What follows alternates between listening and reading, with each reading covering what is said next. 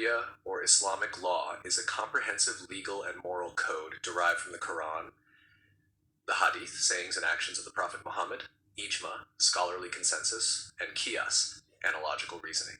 In the Islamic worldview, Sharia is not merely a legal system, but a divine path that governs all aspects of life, including personal, spiritual, social, and familial dimensions.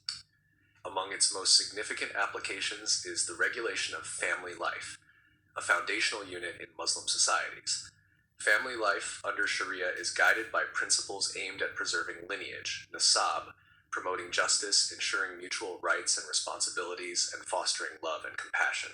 It addresses marriage, divorce, child custody, inheritance, and gender roles in a way that seeks balance between religious morality and social order. 1. Marriage, nikah, in Sharia. Marriage is considered a sacred contract, mithaqun galiza, in Islam, with both spiritual and legal implications. The Quran states, and among his signs is this, that he created for you mates from among yourselves, that you may dwell in tranquility with them. Quran 30:21.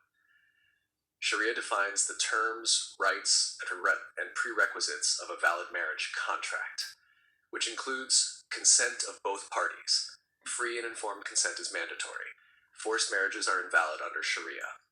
Mahr, dawah, mandatory gift or sum of money given by the groom to the bride as a symbol of respect and commitment. Witnesses.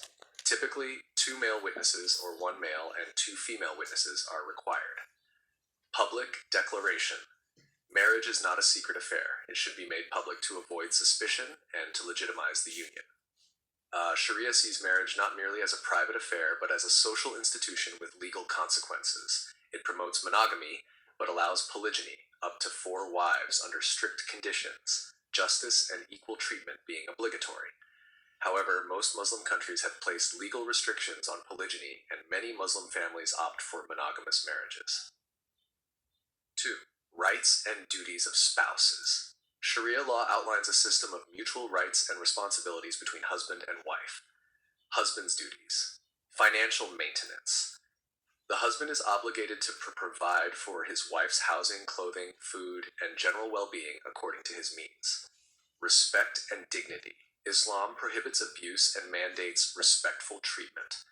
The Prophet Muhammad said, "The best among you is the one who is best to his wife." Sexual and emotional support. Physical intimacy is seen as a mutual right, and neglect or harm in this area may constitute grounds for divorce. Wife's duties. Cooperation and respect. The wife is expected to treat her husband with respect and manage the household affairs, although modern interpretations differ in defining this role. Guarding chastity and trust. She is expected to protect her husband's honor and property. Caring for children and household. Though not legally enforceable, traditionally women are caretakers of the home and children. The Sharia framework emphasizes balance. Neither spouse is a servant nor a master. Rather, the family operates under mutual cooperation, consultation, shura, and love. Hadar 3. Divorce, talaq, khula, and judicial separation. While Islam discourages divorce, it acknowledges that it may be necessary in certain circumstances. The Prophet called it the most hated of permissible things to God. Types of divorce in Sharia. Talaq, by husband. A husband can pronounce divorce, ideally over a period of time, 3 menstrual cycles, to allow for reflection and reconciliation. After the 3rd pronouncement, the divorce becomes final. Khula, by wife. A woman may initiate divorce by returning the mahr, or part of it. This requires judicial oversight in many jurisdictions. Judicial divorce. In cases of harm, abuse, or abandonment, a wife may petition a court for divorce. Sharia mandates a waiting period after divorce, typically 3 menstrual cycles, to ensure that the woman is not pregnant and to facilitate reconciliation. During this period, the husband must continue to financially support the wife. For child custody and parenting, child custody, hadana, is governed by a child's best interests and Islamic values. Generally, custody during early childhood is given to the mother, unless she is deemed unfit. However, the father remains responsible for financial support and religious upbringing. Custody is not absolute ownership, but a trust, amana. It can shift depending on factors like remarriage, neglect, or parental behavior. After a certain age, usually 7 for boys and 9 for girls, depending on the school of thought, custody may transfer to the father or be decided by the child's preference. Sharia encourages both parents to remain involved in the child's life and prohibits parental alienation. The Quran emphasizes justice and mercy in parenting, stating, "Let no mother suffer harm on account of her child, nor father on account of his child." Quran 233. Inheritance and lineage. One of the most detailed parts of Sharia concerns inheritance, fara'id, with exact shares prescribed in the Quran. While critics often highlight that males receive a larger share, this is balanced by men's legal obligation to provide financially. Examples: a daughter inherits half the share of a son. A wife inherits 1/8 if there are children, 1/4 if there are none. A mother inherits 1/6 if the deceased has children. The purpose of this system is to preserve family wealth, maintain social justice, and reflect the financial responsibilities assigned to different members. Additionally, Sharia preserves nasab, lineage, through legitimate marriage and prohibits false paternity claims. Children born out of wedlock do not inherit from the biological father under classical Islamic law, although modern interpretations and legal systems in some countries have introduced reforms. 6. Gender roles and equality in the family.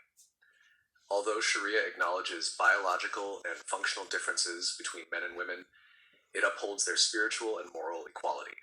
Indeed, the most noble of you in the sight of Allah is the most righteous of you. Quran 49:13. Traditional Sharia assigns the role of protector and provider to the man, and nurturer and homemaker to the woman. However, these roles are not rigid and have evolved in contemporary contexts. Women can work, own property, and earn income. Men are encouraged to be active participants in child-rearing and domestic duties. Mutual consultation and respect are expected in all matters. Contemporary challenges and reforms. Sharia as a family law system is not monolithic. Its interpretation and application vary by country, culture, and school of thought: Hanafi, Maliki, Shafi'i, Hanbali, Jafari, etc.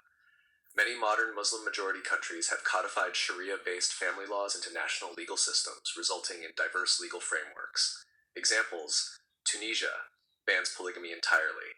Saudi Arabia applies classical interpretations of Sharia. Indonesia combines Sharia with local customs. Morocco's Mutawana reforms enhanced women's rights in family law. Issues such as child marriage, domestic violence, and the rights of divorced women remain points of debate.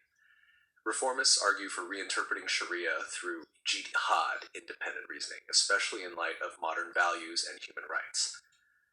Conservative scholars caution against abandoning divine commandments for secular trends. Conclusion: Sharia's regulation of family life in Islam is rooted in divine guidance and the pursuit of justice, harmony, and dignity for all members. It is not a static code, but a dynamic moral framework capable of adaptation and reform. While critics often view it through the lens of patriarchal or antiquated structures, many Muslims experience it as a source of ethical clarity and social stability. As Muslim societies continue to evolve, the application of Sharia to family matters will remain an area of rich dialogue, interpretation, and reform, seeking to uphold both tradition and justice in an ever-changing world.